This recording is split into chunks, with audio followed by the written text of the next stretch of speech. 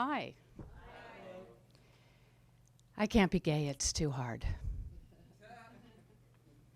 As soon as I saw my chronically single straight neighbor receive flowers from her first date with a guy she told me she was going to go out with, I knew that I had lost her as a single friend.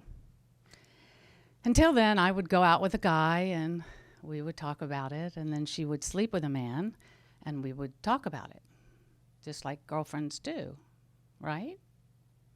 Within 5 months, they were still together, and she told me they were very serious. And our get-togethers became far and few. I wanted to be happy for her. I did. But my secret wouldn't let me. That I had been with women before I got sober. And not just casually like, oh, wonder what this would be like. But 2 long-term relationships lasting a total of 11 years. But no one I knew in my life currently knew this. I was too afraid to say anything because I wasn't sure I was really gay anyway. I mean, I love sex with men. At the very least, it means that I'm bisexual.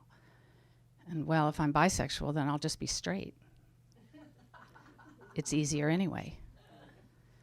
Someone once asked me, what do you think you'll lose if you say you're gay? She asked me so casually, like, what do you think will happen if you bite into that apple? I told her, I don't know. Mainly because I hadn't thought there would be anything to lose. So why wasn't I gay? Because I wanted to be normal. I wanted to hold hands in public. And I wanted to have a wedding and have my homophobic father give me away. And have people say, wow, so she's not gay after all? I wanted to take those words in and absorb them into my soul so that I could finally feel a part of, instead of carrying this secret around with me like one would carry a small bag of sand. Since another guy I dated broke my heart again, and I couldn't date women sober or stand to watch my neighbor fall in love and leave me as a friend, I moved to the beach, to an apartment building where I used to own an apartment back in my financially lucrative days. The memories of living there soothed my soul and reminded me of times where I thought I was very comfortable in my own skin. So I said goodbye to my life on the mainland and I moved to the beach, where I expected my life to blossom rather than tell any of my friends I could be gay. Within 5 months, I was eating sugar and chips on the couch every day, pulling down the shades and binge watching Judge Judy.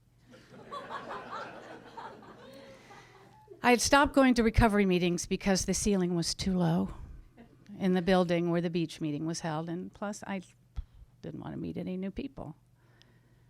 But I convinced myself I was living the dream at the beach. I was back in the saddle.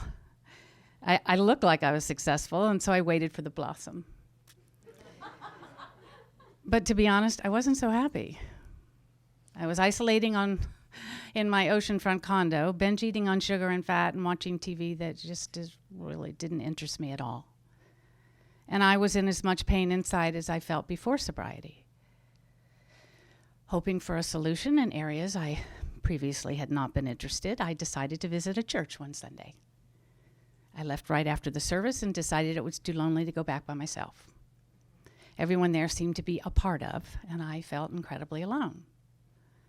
I did sign the church's visitor book being passed around. I don't know why. I even put my real name and phone number.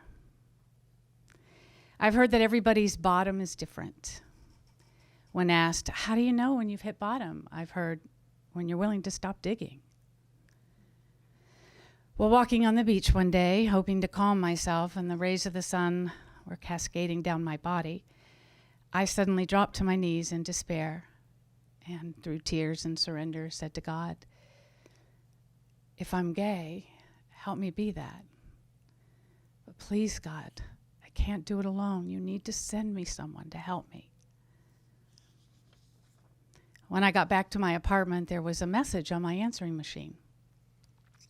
It said, hi, this is Reverend Catherine from Church by the Ocean.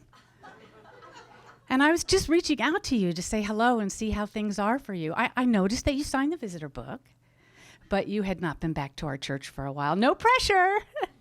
No, I just wanted to call and say hello and check to see how that experience was for you. Seriously, God. Seriously?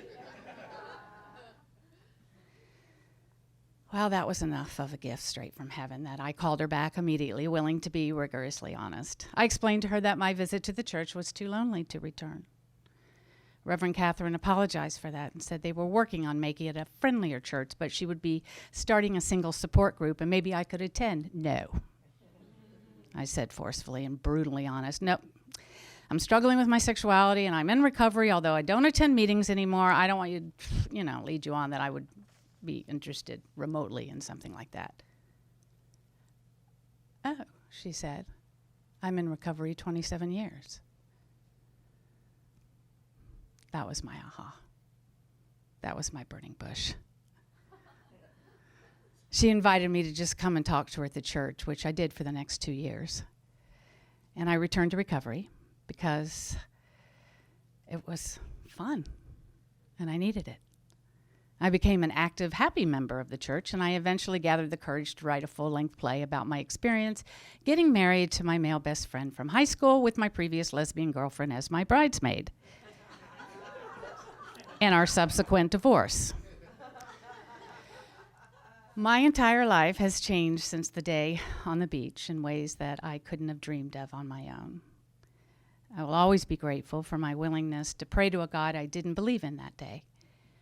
And I'm thankful that I had enough surrender in me to be open to some measure of hope and the good sense to accept it. Thank you.